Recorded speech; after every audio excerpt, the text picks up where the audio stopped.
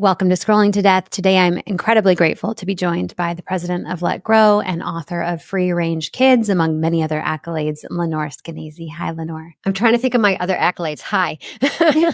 What are my other accolades? Your bio was amazing.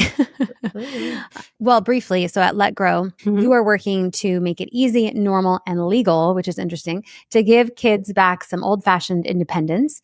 And you state that our kids are smarter, safer, and stronger than our culture gives them credit for, which I love. So tell me what set you on this path. Was there a turning point for you? What's your story? The inciting incident is that when our younger son was 9, me and off-screen husband, when our younger son was 9, he started asking me and my husband if we would take him someplace he'd never been before here in New York City and let him find his own way home by subway. And long story short, we said yes. And one sunny Sunday, I took him to Bloomingdale's, which is where I don't shop. This actually a friend gave to me. She found it on the street. Now you know. But anyways, took him to Park Slope, Brooklyn. Everybody puts out their old stuff. Anyways, took him to Bloomingdale's, left him in the handbag department, went home by bus. And sure enough, the handbag department happens to be above the subway entrance. And so son Izzy went into the subway, found his way to the correct subway line, took the subway down and the bus across, came into our apartment, levitating with pride and just glee, I guess, that he had done something grown up on his own. And I was a newspaper columnist at the time. And so I wrote a column, Why I Let My 9-Year-Old Ride the Subway Alone. And 2 days later, I was on the Today Show, MSNBC, Fox News, and NPR, defending myself, as I've been for the last 6 years. He's 26 now, so it's been forever ago. But really, what I think the reason it was such a cultural touchstone is that, first of all, it's New York City subways. Most people haven't been on them, so they just have an idea that they're terrifying, which they aren't. They're ugly, and sometimes they're slow and annoying, and you will see a rat from time to time. But all that, be that as it may, millions of us take it every day, and that's just the way we get around. And then I think also what has happened is that when I was on the Today Show, they had a psychologist. Surprise, a psychologist is going to psychoanalyze how terrible you are. Yeah, it's like, who's this lady on the couch? This is so-and-so, Dr. So-and-so. And Dr. So-and-so said, why didn't you do it these other ways? You could have followed him. You could have put him in a group of friends and this or that. And I was like, well, if I thought it was that dangerous, I wouldn't have done it at all, right? And I didn't think it was dangerous. And I gradually started to realize that my real crime was not thinking in terms of horrible danger. I feel like what we've been trained to do by this culture of doom that we live in is always go to the worst case scenario first. Like, oh, he could be fine, but what if he's not? I could never forgive myself. Think of how I would feel. Think of how I'd look in the coffin. You're supposed to go to that really dark place first and then work your way back. Is it worth it? No. No. Anytime you're thinking that drastically and dramatically about everyday activities, nothing is worth it. And what I've been trying to do is just give people this other perspective, a perspective that we lost, that like everyday activities are everyday activities. They are not, they're not crazy, doom ending, Evel Knievel-esque challenges that we dream up for our kids in hopes of never seeing them again. Walking to the bus stop, walking home from school, playing at the park, going on a play date, trick-or-treating. These are all things that used to be considered just a normal part of childhood. And there was just a recent study. I'll shut up in 1 second. But the University of Michigan just did a study asking parents of kids 9 to 11, would they let their kids, play at a park with a friend, walk to a friend's house, go trick-or-treating? And the majority of them said no. Okay. And only 50% of them said they would even let their kid 9 to 11, tweens, go to another aisle at the store. Oh, man. Yeah. So I'm just trying to recalibrate our riskometer because it's really gone off the charts. Yeah. And I just talked to Emily Churkin, the screen time consultant, and I know you And guys a know each friend. other as well. Yes, and friend.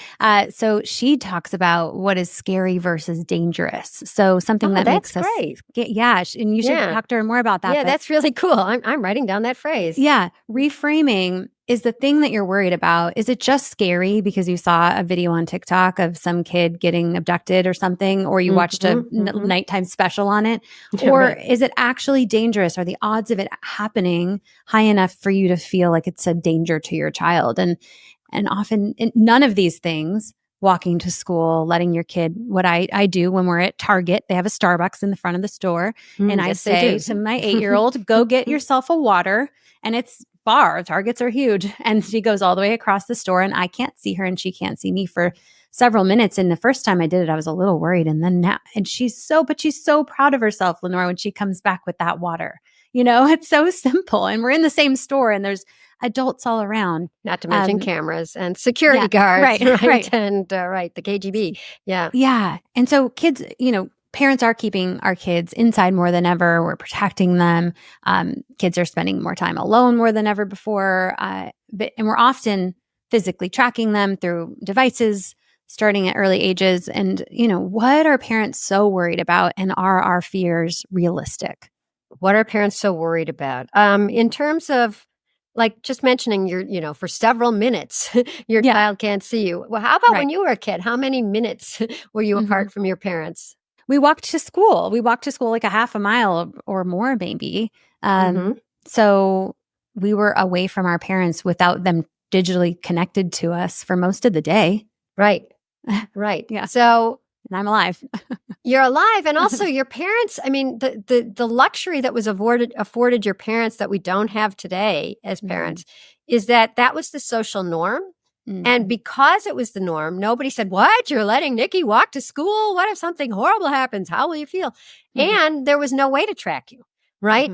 Other than to have somebody peeking out through their window and which they didn't. But anyways, the point is that parents got used to trusting their kids, right? And trusting their neighbors, trusting their neighborhood, trusting that the lessons that they had taught you had become internalized, right? You knew to look both ways. You knew not to get in a car with somebody, right? You knew to go to school and not go fishing.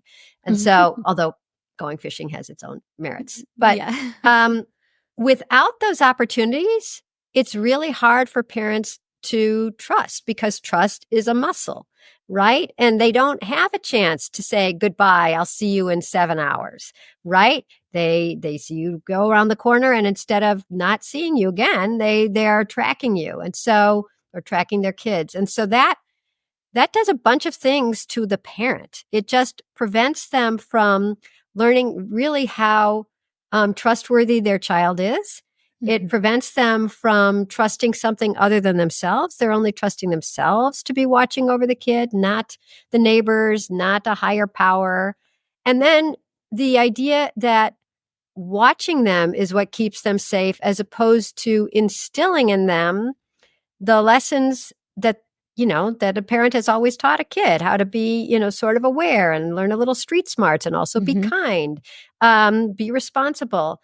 These are the things that once you see your child doing them, you can feel confident, but you have no proof that your child is actually doing them. If the only reason, I'm going to school because my mom could see that if I didn't go to school, she could track me. So we are deprived almost by technology of the trust and the relief that would grow from actually letting go. Technology does not allow us to let go, and therefore we are more nervous rather than less nervous. Technology always says we'll give you peace of mind. It's like there's no peace of mind if you think you have to be looking at your phone to see if your kid is safe. Wow. Yeah. And you say we have to let go to let grow. Let grow. Right? Yes, that's our name. Actually, our original name was Let Go to Let Grow. And then that was just too long. But so now we're just Let Grow, which nobody gets right. So there it is in my signature. I see. We got grow. it.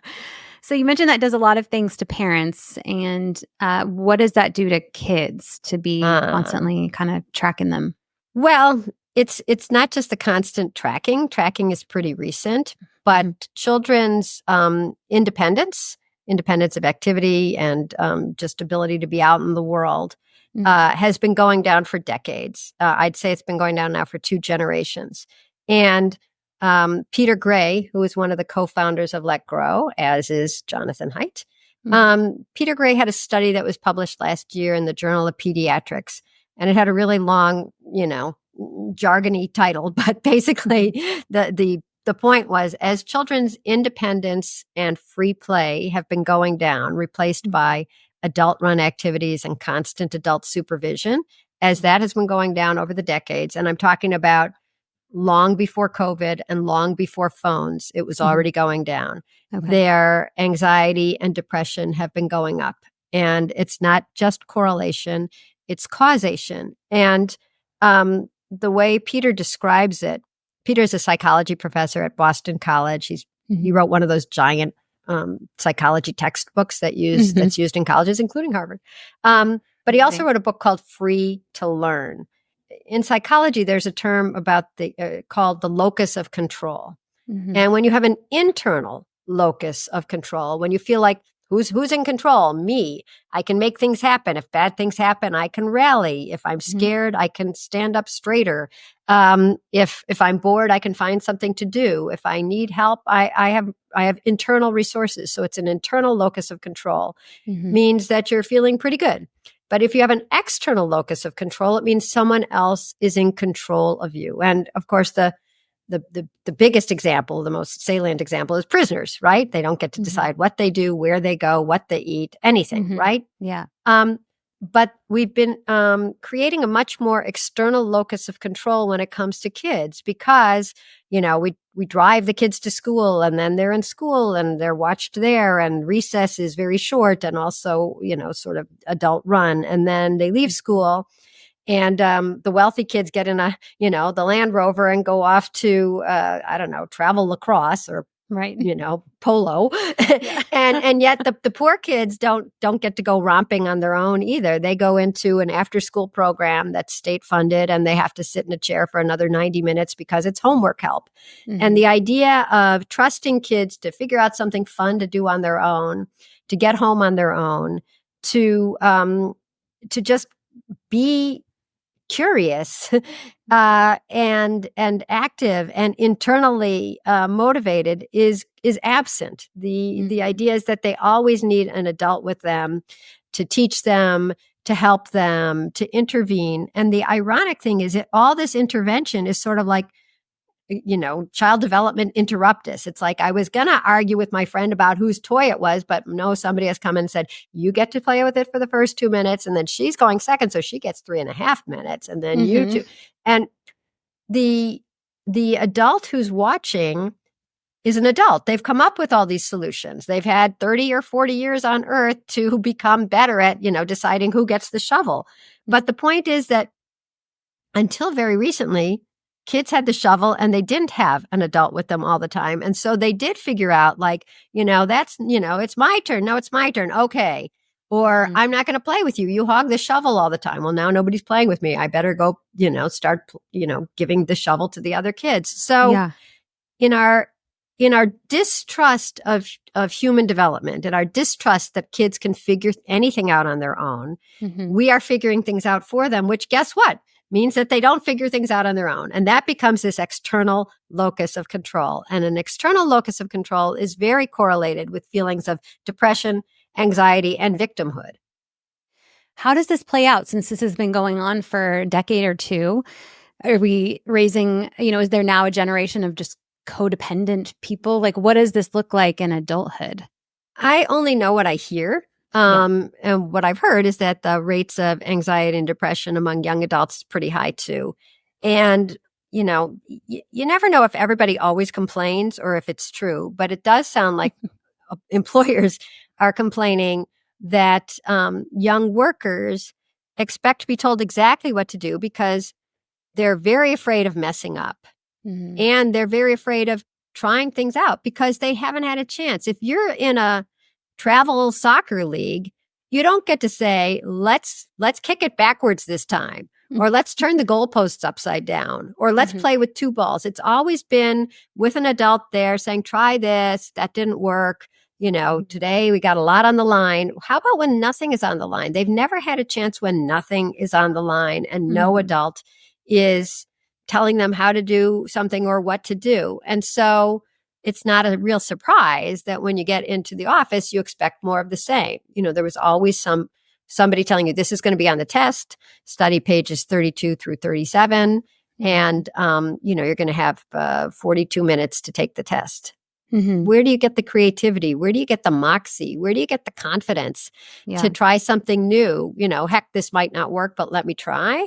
Mm-hmm. And then also the resilience, like I forgot, in the other room, I have a 7th place trophy from a summer bowling league. These were not kids who were trying to get, to the Olympic bowling team. Right. These were just kids in a summer camp. It's like, I don't think kids who are 13 to 17 need a 7th place trophy so that they don't feel bad. You know that you're 7th, but you're not the best. Right. There's certainly 6 teams ahead of you. 7's pretty terrible, unless it's like 1 million teams. 7's all right, but mostly it's not. And so you're afraid of messing up if people don't give you a chance to mess up or think that you can't possibly handle the terrible news that you are a bad bowler in the summer bowling league. Yeah. We had a talent show last year. We have one every year at the elementary school, and they're setting it up, and I'm like, "Where are the judges?" And they're like, they were shocked that I would assume that there are judges. Of course, we're not judging the students. And I was like, "What? This is a talent show. There needs to be a winner." Wow. I know. And wow. That was offensive. Think of how little faith that shows in the kids, that nobody could stand somebody winning. You're not even saying that everybody else is a loser. You're just saying they didn't win. Right. Right. And nobody could handle that. Nobody knows that ballerina was amazing and everybody else was just meh. Right. Right. You think they're blind? I know. Rewarding hard work and talent. Like, where did that go? So I know. She pointed toward the window. Yeah, out the window. Let the record show. Right. Out the window. Right. Okay, so free play, independence is so important for children. But we are where we are. Parents are nervous about what our kids are doing. So how do we strike a balance in our homes between comfort, but pushing that boundary a bit, and then also building their independence through free play? Yeah, I'm not sure there's a balance. I think there's just a cure. Okay. A cure for all this anxiety. So Let Grow was founded, I wrote the book Free Range Kids after the subway ride, right? And I went around the country for 10 years talking about how do we get so afraid for our kids? You can read it all in the book. But when Jonathan Haidt came and said, let's start a nonprofit because I'm worried about kids on campus being fragile. Let's start a nonprofit that makes kids more resilient from the get-go instead of trying to reprogram them when they are 18, 19, 20. Yep. We decided that being thought leaders is just dandy. It gets you, a lot of interesting trips to places to give talks, but it doesn't change anybody, right? Just hearing new ideas and even nodding along with them, it doesn't change behavior.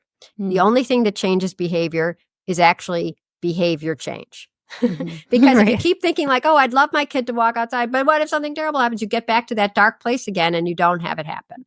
And so what you really have to do is sort of push people, almost, let's say, gently force them to let go and realize that like, oh my God, I thought it would take, I thought I'd be nervous the whole time, but she came back half an hour later from the store and I'm just proud. I'm just happy. That was so easy. And now I want you to go back to the store.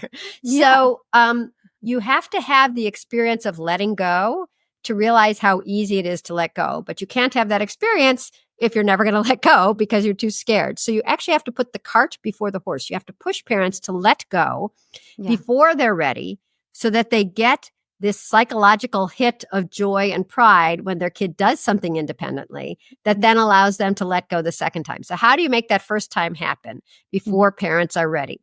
So what we suggest is that I'm going to suggest something for schools, and then I'm going to tell you how individuals can do it at home. But it's really good if you can get your school to do what we call the Let Grow experience. And that is, it's free. Everything we do is free.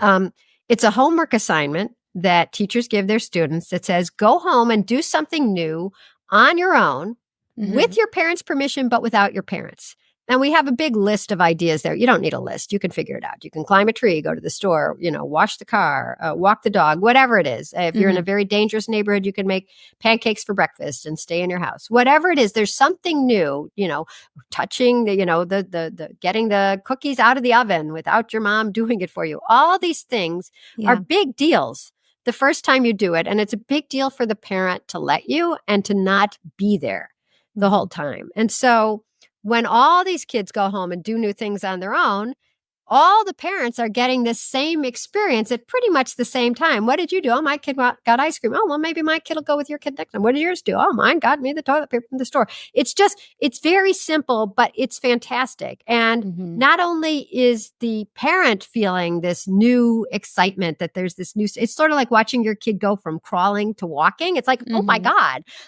my kid is at that stage now. And you never say, go back to crawling, right? You're just proud because it's something new, and it doesn't mean like, oh, now I guess I never have to do anything again. My kid doesn't need me now. He's walking. It doesn't make you feel like you're useless. It makes you feel proud and like you've succeeded. But for the kid, it's the exact same thing. My parents trust me. Look what I did. I helped out the family. Or we had one kid who was a third grader last year. I was reading all the Let Grow experiences from a school. And a third grader made a sandwich for the first time, which was to me a little shocking. But you read their little description of what they do. And he said, now when I'm hungry, I can make myself food. And you realize like, well, if somebody has utility to them, there's total utility. And if people have been feeding you all along, it must feel great to know that, no, actually it's a superpower. It's magic. And in fact, we had a psychology professor at Long Island University did a study of independence like this, having kids do all sorts of things on their own that they feel like they're ready to do, as therapy for kids with a diagnosis of anxiety. And it was just a 4-kid study, but the kids were like really, like I didn't realize how bad anxiety could get. Like, kids' hearts were racing and pounding, or they couldn't go to school. They were too nervous. They couldn't talk. And it worked quicker than cognitive behavioral therapy and better than drugs. So really what I'm saying is we just have to reverse engineer a really bad thing we did, which was we took all independence out of kids' lives. We replaced it with adult-run activities to make them safer. But the one thing we forgot about was that we were like taking something out of their lives that was crucial. And that was the independence. And so if you can get your school to do the Let Grow experience, then it's great because then it's a bunch of people doing it at the same time. You don't feel guilty. You don't feel weird. Everybody has to do it. I got to do it. It's a homework assignment. I don't want my kid to flunk.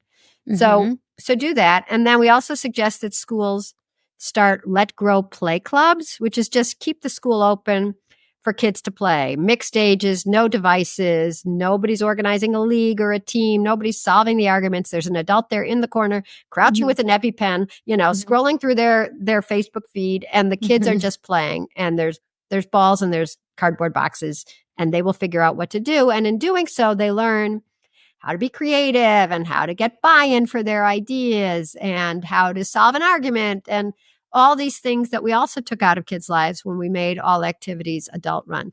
If you're an adult, parent who wants to do these on your own, I still suggest find another parent or two who's willing to do these with you. You'll sit at Starbucks and you'll send the kids to the other end of the strip mall to, go get, something for dinner or go get something from Dollar Tree. And if you can find a couple parents in your neighborhood who are willing to keep Fridays free for free play and say they can play on my lawn or they can play at the park. Yeah. God, I have so many ideas running through my head for what my kids would enjoy doing. This is so exciting. And you should enjoy it too. I mean, the thing is that, let me ask you this. I will ask you this right now. See, when did you feel most proud of one of your kids? I mean, when they accomplish anything that they worked really hard at, but also they start doing things that I can't do now, right? They're getting to the age where they can do things better than me, like my daughter in her dance class. And that's something that's independent for her. We drop her off because it's far enough away, but we don't go in. And it's her thing in her community. And that's been really incredible. And she wants us to drop her off early so she can hang out with her friends before. And she doesn't want us to get there right when it's done. So yeah, there's that independence there that's her thing. It's not only is the dance independence, it's really interesting that she wants to be there early and late. She wants that non-adult adult run time Yeah. with her friends. I mean, what she's jonesing for is time with friends without an agenda. Yeah. Yeah. Wow. Okay. And when we talk about schools, I thought of that the kids were all enjoying playing soccer during recess in my son's grade. But I think the school was like, this is getting a little crazy. So they brought in a coach to recess. And now this semester, he said they're not allowed to play soccer. Maybe because the coach, Did the they coach put wasn't bars available? up? Are they wearing stripes now or orange jumpsuits? Right? Listen, Lenore, it's like the decisions that are made sometimes at these. Wait. So can you just tell me a little bit more about this? First of all, how old is your kid and how old? He's in second grade. Okay. And there was a lot of roughhousing, obviously, when they're playing soccer. And so I think they wanted someone to control the crazy play that was happening. Maybe there was injuries, things like that. Crazy or normal? Right. I mean, it seems crazy when you have an adult watching it, which is why we can't have adults watching everything kids do. Yeah, I know. But when you were explaining this, I'm like, wow, that was a bad decision. That they should have just let the kids. It's a sad decision. Yeah. I mean, if we're talking about internal versus external locus of control, they've just flipped it. So it reminds me of reading logs. I did a story a long time ago about reading logs, but it haunts me, which is I ask people, how do you feel about reading logs? And no surprise, parents hate it. The fact that they have to, time their kids and sign a log. Yes, my kid read for 20 minutes. And one mom told me that her son had been a very avid reader, loved reading books. And then along came the reading log. And she said, and now when 20 minutes is up, he will stop in the middle of a sentence. Oh, no. Yeah, because they took something that was an intrinsic joy and interest of his and turned it into a chore, an academic chore. That's and sad. It sounds like your school has taken something that kids were doing imperfectly because they're not us. They're not, 47-year-olds playing soccer. They are 7-year-olds playing soccer. Yeah. And they said that this is not the way it should be. This is not regulation. This seems a little chaotic. Let's take it from internally driven, joyful thing and make it a chore that's run by an adult. And let's see how that goes. Right. Then you wonder why kids are so anxious and depressed and passive. Right. Okay. So to introduce this to our school, what is the best way? Because sometimes the schools are a little resistant to suggestions from parents. Yeah, I understand that. I wouldn't just spring it on the principal unless the principal is like your husband. But otherwise, I would talk to some of the other parents and see if they're interested in this. And, if you go to Let Grow, we have videos talking about kids who are anxious, who are much less anxious now having done this. And it is free. So it's not going to cost the school any money. And it takes very little class time because it's basically handing kids a sheet of paper that says, go home and do something new on your own without your parents. Right. And so, the fact that in the anxious generation, which is the number one book in the world now and has been for about 4 months, I'd say, there's a chapter for schools that says, what schools should do to make kids less anxious, to make this a less anxious generation is to, aside from all the stuff about phones, to implement the Let Grow experience and to start a Let Grow play club. So it's not even you suggesting this. It's Jonathan Haidt who's done his research and here's what he recommends. So you can even just, pass it along. Look at the book and say, circle this little part or put a sticky note next to it. Says, see, it says this.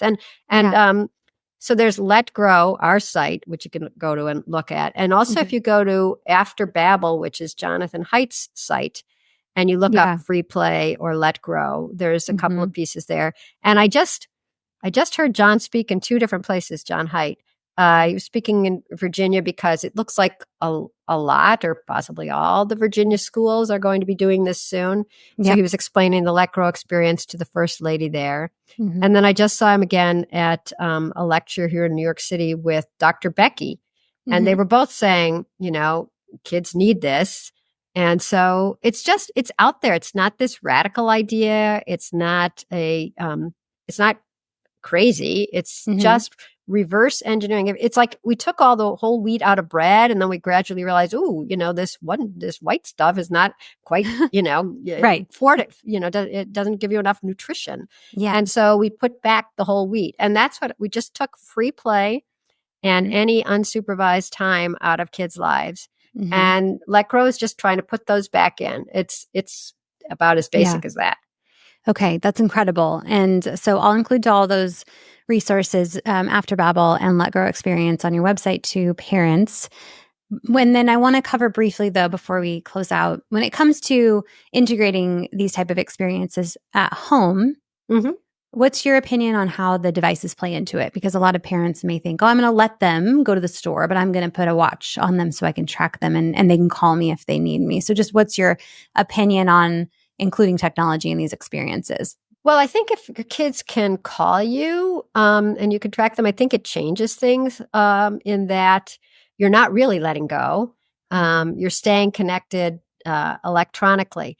Yeah. But I live in the real world. Right. And I know that parents are so outrageously worried about not being connected that it's very hard for them to do two things, which is let their kid go outside the door and let them go without technology. So I would recommend, instead of a phone or a watch, which is also a phone, I would say a walkie-talkie. Not a bad idea. If they're playing outside, that allows you to be in communication without them surfing the net, without them, doing anything else on them.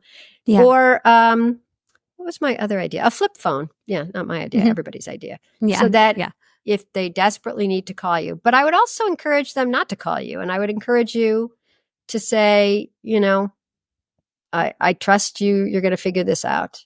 On the other hand, sometimes I'm at the store and, my husband just texted me the other day, do we want this feta cheese? It's so expensive. And I said, yes, we do. It's so delicious. So, I get that that's part of our world now, but I would say try to be in another room and not on a device while they're away. And the best thing to do for that is distraction. Do it with, how about instead of a device, you have a friend. You're sitting with a friend and you're having coffee and your kid and her kid are on their way to the store together. Yeah, that's amazing. Yeah. I'm so excited to start implementing some of these strategies with my kids. It's just exciting. I know it'll be good for them. And I think it'll make me feel really good, and the proud feeling that I know that they're looking for from me as well. Right. We want to make our parents proud. Yeah. We don't want to be babies. We want to show them who we are. And it's really hard to show somebody who you are if the person is there telling you what to do, or, you know who your kid is when they, like, the example is always like, if your kid puts the dish in the sink on when they're on a play date or an overnight, it's not you there. And so that means, like, oh my God, my kid actually internalized the idea that it's a nice thing to be a good guest. And that generally makes parents very proud. And that's like the biggest reward of being a parent, is when you are proud of your kid for something that they did without you telling them to do it, or without you being there to tell them to do it. Yeah. And so we've been deprived of all that fun. Why is the birth rate going down? Why are parents so anxious and depressed? It's because we're always with them. It gets boring and it's demanding, and we don't get to see who our kids are without us there. So you just gotta take a step back. Actually, that's our slogan. When adults step back, kids step up. And you have a quote too: a child who thinks he can't do anything on his own eventually can't, which was very powerful. We talked about that. Emily Churkin quoted you in her book. That always seems a little cruel. It's not that they eventually can't. It's right, but they struggle, right? That's going to be more difficult for them. And we want our kids to be able to function in society. And That's a good idea. Yeah. That's a goal. So, okay. Any other advice for parents that you think is important to cover today that we didn't go through yet? The only thing is that our kids are just as smart and as dumb as we are, and that's okay. We always make good choices. I'm like, well, did you always make good choices? No, nobody always makes good choices, right? Look at what I'm wearing. So, so the point is that they're allowed to be imperfect. You're allowed to be imperfect. And if you think back on your childhood, you'll probably remember times when something went wrong and somehow you muddled through. And that should give you a little more courage to let your kids do that too, knowing that it's okay even when things aren't great. Yeah, thank you. And making those mistakes in real life are less dangerous than making those mistakes on technology. A lot of parents I talk to, they think that they're keeping them safe by giving them a device and letting them be inside the safe house. And then that's giving them access to a lot more harms that people can learn about in other episodes and interviews that I've done. So, Lenore, remind listeners where they can reach you and find your resources. What a joy. Thanks, Nikki. So let grow is not let go, not let it grow. That's crazy.